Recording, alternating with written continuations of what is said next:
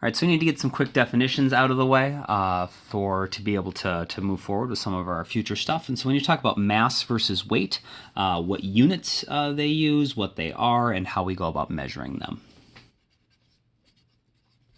And so when you talk about the mass of an object, and this is one of the things we have to plug into Newton's second law, mass is just a measure of how much matter, which is just a fancy way of saying stuff,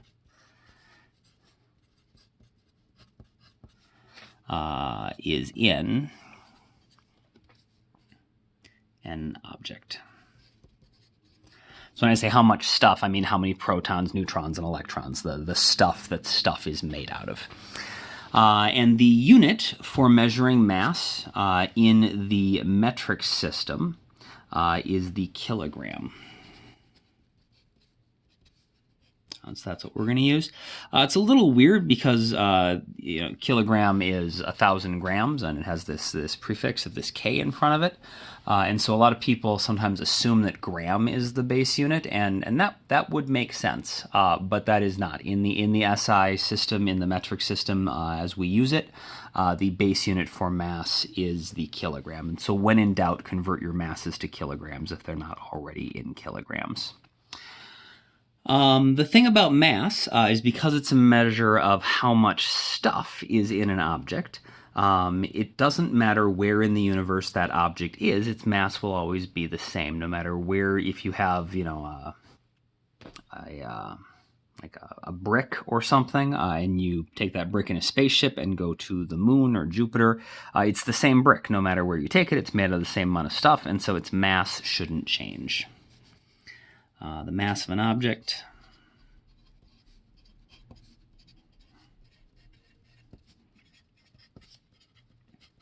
will remain constant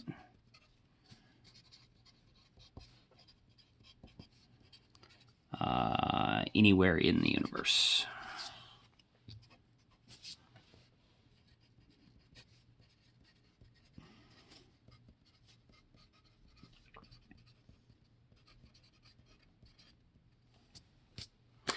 The other thing we should talk about is that the device that we use to measure mass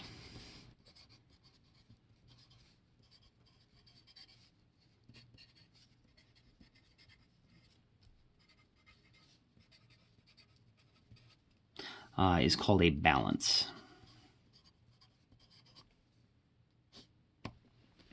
A balance is so a balance is what people often think of as like an old-fashioned scale, or like a teeter-totter.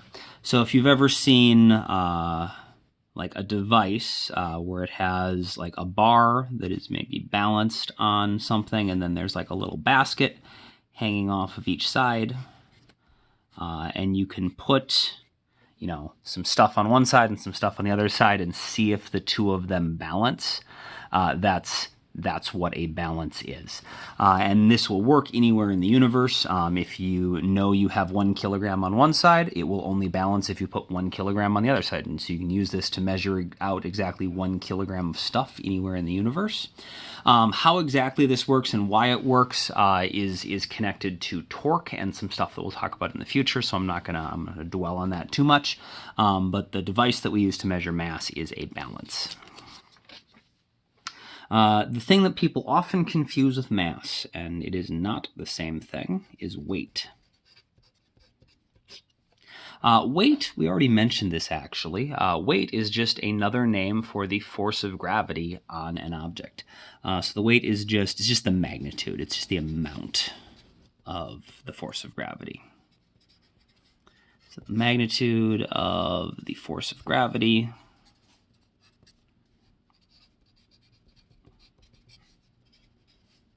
on an object. So weight is equal to the force of gravity, which is equal to m times g. That's just our equation from last time. The unit that we use to measure weight then, since it's just measuring how much force there is, the unit has to be newtons. don't know why I wrote that out. Capital N, newtons.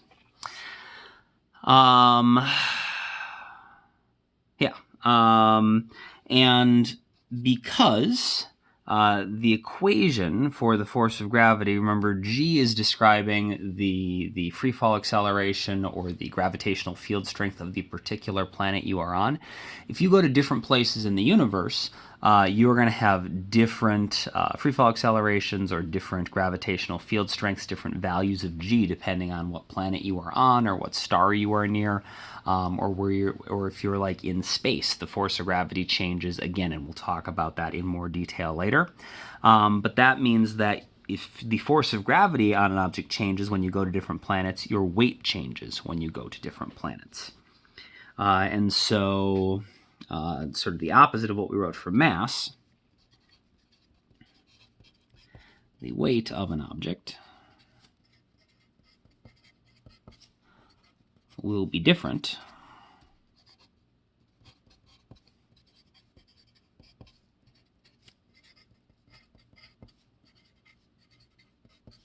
on different planets. And so actually, if you talk about how much you weigh, and you were to say that you weigh a certain number of kilograms, that is not actually quite the right way to say it. We often get lazy and say it that way. Like if you go to the doctor and they weigh you, they will usually do it in the metric system, and so they'll write down and they call it your weight, but it's not really your weight. It's just your weight in kilograms. It's actually your mass in kilograms. But because you spend most of your time on Earth and your doctor's office is on Earth, doesn't really matter if we're worried about, if it's kilograms or the equivalent number of newtons for the force of gravity on you, because the force of gravity on however many kilograms you're made out of is always the same.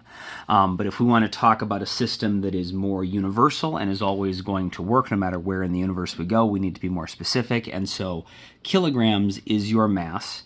And your mass will not change, but your weight does change. And so if you want to talk about how much you weigh in physics class, we need to talk about our weight in newtons, not in kilograms.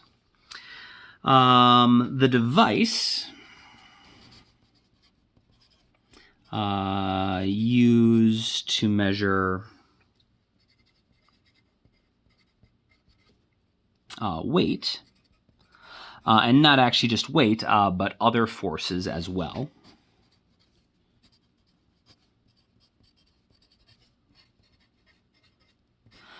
is the thing that we often think of as what we would use to measure a weight, which is a scale.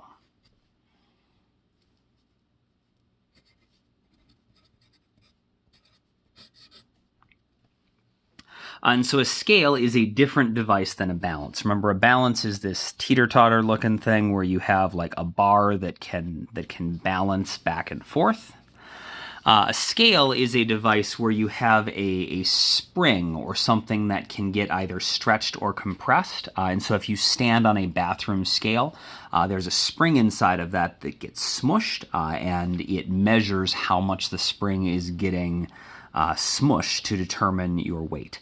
And it now makes sense that the scale will actually measure the weight, because if you go to the moon, for example, the force of gravity is not as strong on the moon. So if you take a scale to the moon and set it down on the surface of the moon and then stand on it, the moon is not pulling down as hard on you, and so you are not going to be pulled down on the scale as hard, so you're not going to smush the scale as much, and you are going to read a lower number.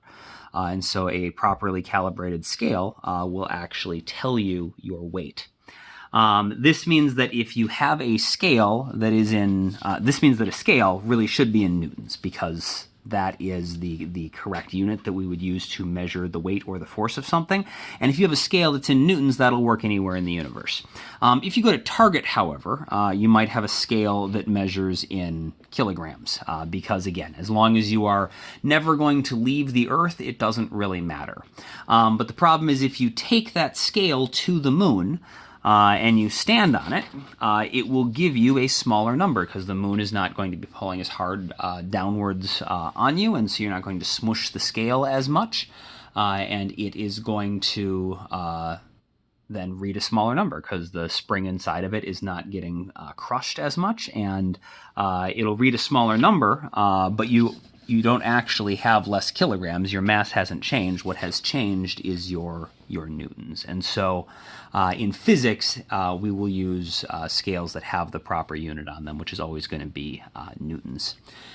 This is actually one of the few things that the standard system, so the miles, inches, feet, pounds system, does on average better than the metric system. The unit that we use in the United States for weight is the pound, which actually is the force unit in the standard system. It even sounds like a force unit. It's describing how hard you can pound something. The mass unit for the standard system is called the slug. So instead of kilograms, you can describe how many slugs of mass something has. But that means that if you go to Target and you buy the scale that is in pounds and you take it to the moon, it'll read a smaller number when you stand on it, and that actually is the correct number because it's just going to tell you how much you weigh when you stand on it. And if it's in pounds, it actually is telling us the right unit. And so when your weight goes down, the number of pounds that you are goes down. But your number of kilograms does not go down. Okay. And scales, we'll talk more about scales sort of as we go through and look at different things. They can be used to measure weights, but they can also be used to measure other forces. And so because the scale just measures how hard that spring inside of it is either getting compressed or stretched.